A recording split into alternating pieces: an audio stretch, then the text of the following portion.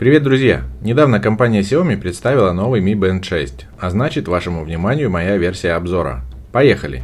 У меня на руках китайская версия браслета без NFC. Так как пятерки у меня нет, буду сравнивать с браслетом Amazfit Band 5, который по сути тот же Mi Band 5, только чуть лучше.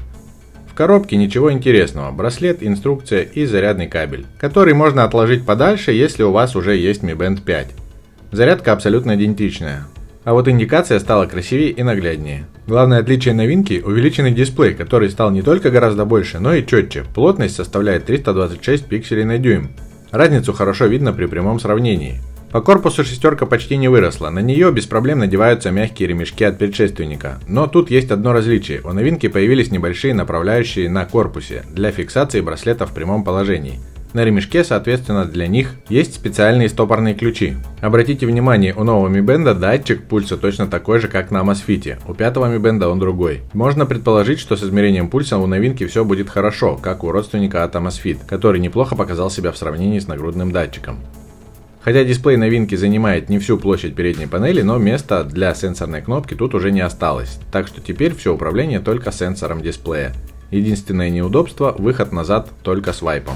Интерфейс получил инертность, меню можно пролистывать быстрее, а боковые свайпы получили анимацию. Так гораздо приятнее глазу. Китайская простая версия из коробки поддерживает русский язык интерфейса. Давайте смотреть. Циферблаты. У шестерки также есть 3 встроенных настраиваемых циферблата, главный из которых имеет аж 6 полей кастомизации. И, как с предыдущей версией, можно загрузить еще 3 циферблата. В приложении Mi Fit их сразу достаточно много. Большинство, конечно, аниме и всякие няшки-мультяшки, тем не менее выбрать есть из чего на первое время. А там и кастомы подтянутся по традиции. Любой циферблат можно рассмотреть поближе перед установкой. Есть вариант сделать циферблат со своим фоном, выбрав подходящий вариант отображения информации. Пройдемся по меню. Статус. Здесь наша дневная статистика по шагам, калориям и расстоянию. Есть цифры за прошлые дни. Обратите внимание, даты в нормальном формате. Пай. Общий балл за 7 дней и статистика по дням. Тут же есть подробное описание данного показателя. Пульс. Результат последнего измерения, статистика по пульсовым зонам и можно запустить ручной замер. SPO2. Никакой статистики, только ручной замер и информация о том, как важно, чтобы мы все могли измерить свой уровень кислорода в крови. Замер как обычно, посиди спокойно и получи результат. Похоже на правду, у меня все девайсы так показывают. Список уведомлений, здесь подробнее. Первое, по сравнению с предшественником шрифт увеличился почти вдвое, при этом текста на экране вмещается почти столько же. Поддерживаются иконки популярных приложений, есть информация о контакте. Завезли поддержку эмодзи, не всех, конечно, но уже хорошо. Звонки только телефонные, можно отклонить и проигнорировать. Тренировки. Новинка теперь умеет 30 видов активностей. Список настраивается в приложении и можно вместить до 11 активностей на ваш выбор в основном списке, остальные будут в дополнительном. Помимо уведомлений для тренировок и автопаузы добавлена настройка целей по времени, калориям и расстоянию. Данные GPS берутся из телефона, своего приемника у браслета нет, вопреки слухам. Во время тренировки вертикально листаются данные слева пауза и стоп. И справа добавили пульт управления музыкой. Удобно, так как свернуть тренировку нельзя. Отсечек кругов тоже нет. Дальше, журнал тренировок. Тут список сохраненных записей, можно посмотреть каждую и удалить.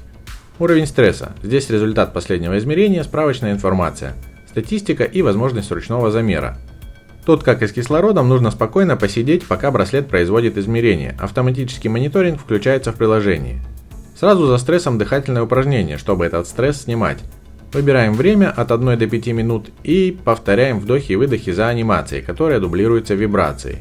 Так что можно даже закрыть глаза и представить что-то приятное. Дальше циклы.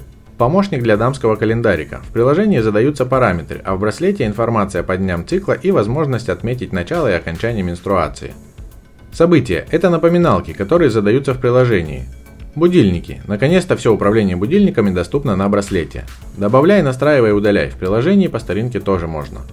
Погода. Вся актуальная информация и прогноз на неделю. Кстати, есть циферблаты, на которых указана сила ветра в метрах в секунду, но по факту не показывается ничего. По крайней мере в Китае. Дальше. Музыка. Пульт для смартфона.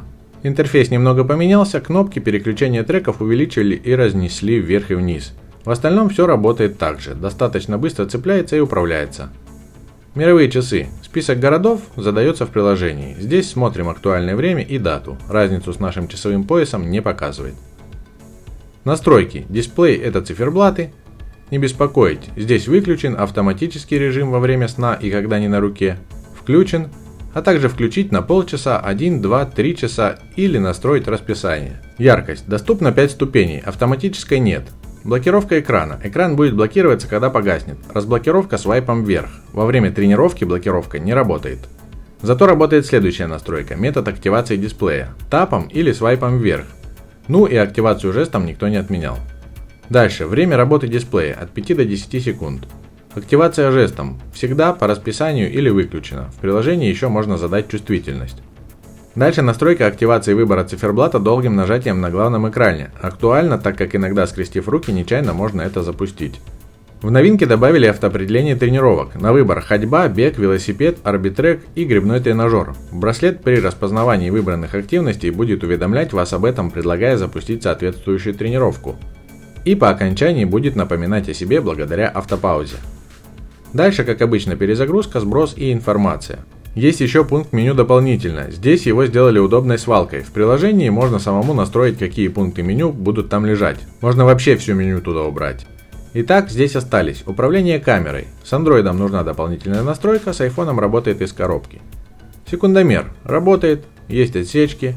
Они почему-то не пролистываются, видно последние 6. Секундомер не сворачивается. Как и таймер, который следующий. Тут без пресетов. Настройка минуты и секунды. Работает. И последнее, поиск телефона. Просто работает. Вот и все, что есть в браслете. Пробежимся еще по настройкам в приложении. Циферблаты видели, уведомления, сон и качество дыхания во время сна и мониторинг стресса. Настройки браслета. Язык сразу 8 со старта на китайце.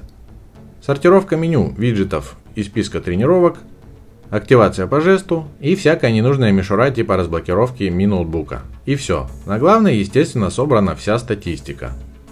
На этом все. Выводы, они простые. Достойное продолжение линейки. Обновляться стоит.